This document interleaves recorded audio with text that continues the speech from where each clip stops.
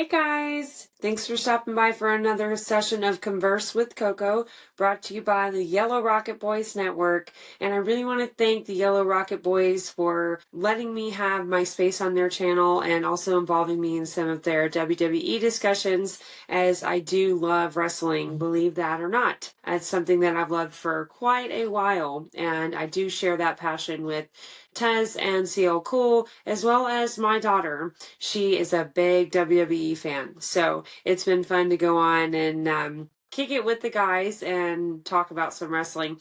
But tonight I did want to talk about condemnation versus conviction. So I think that I used to cause a lot of chaos or just run away when I felt that I was being condemned. And that could have been triggered by something as small as someone giving me constructive criticism or even making a joke that involved me or my behavior.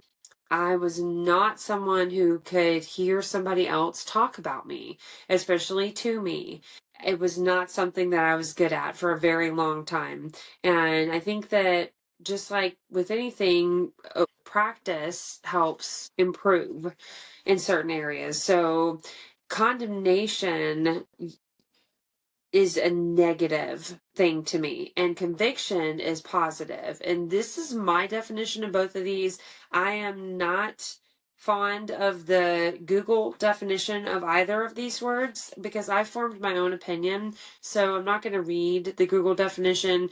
I just want to talk about what they mean to me. So condemnation to me is a sentence or a title that I cannot get rid of. So I think of a house that's been condemned that has literally been deemed unworthy to live in.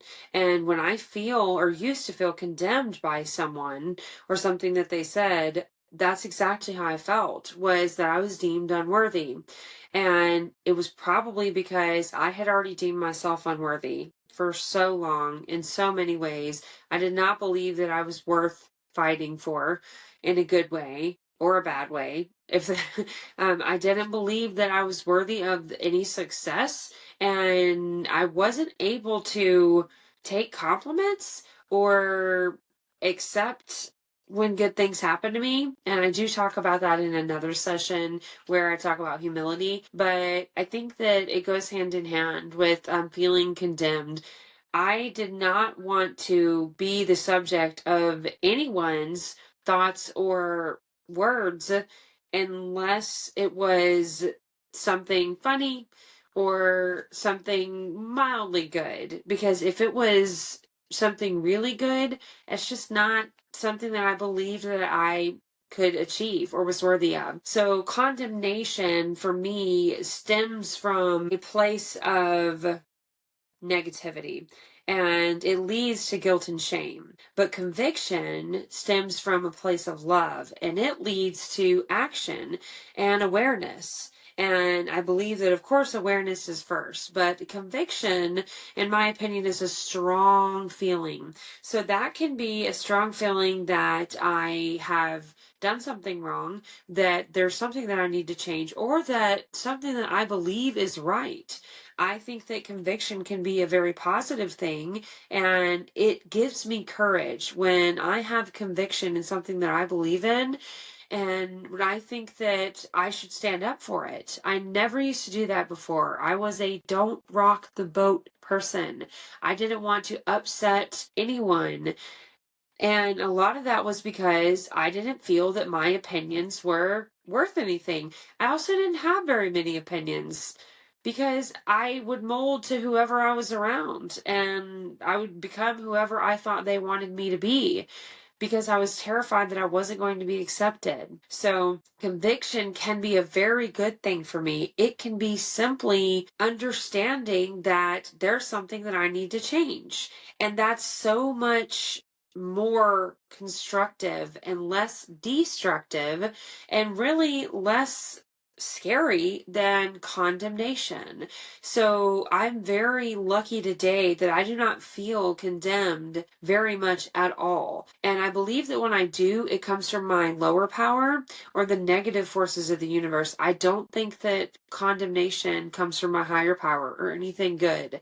But conviction, I do believe that there are times when my higher power and others point out that there's something that I need to change. And I'm grateful for that, just for this moment, because that means that I, first of all, have room to grow, and I will never not have room to grow. So it's a good reminder. And it also means that I am not beyond changing, that I'm not sitting still, I'm not getting stagnant, and I'm not frozen in my old ways, because that would be a very scary place to be. So when I feel condemned by something, I think that it's really helpful for me to change my perspective. And we've talked about that.